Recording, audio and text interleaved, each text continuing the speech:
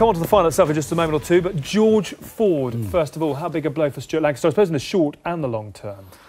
Short term, very big because of the absentees of both Myler and of obviously Farrell. Long term, maybe even bigger because I think George Ford is already behind in his development. I think Stuart Lancaster did a great Six Nations, but Ford should have played in Italy.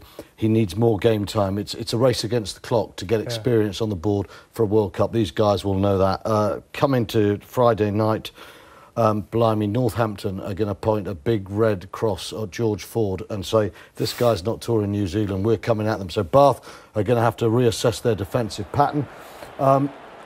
As for the game itself, you know, Bath have played some great rugby this season. Ford has been at the centre of it. But what I'd say is, whilst he's played some wonderful rugby, and I definitely think this guy has what it takes to be an outstanding international, not an ordinary one, I would also say that George Ford, his goal kicking sometimes has cracked under pressure. And when Bath have got to key moments like last 10 minutes of games, and I'm thinking back to the LV semi against Exeter, and I'm thinking back to the last 10 minutes against Harlequins.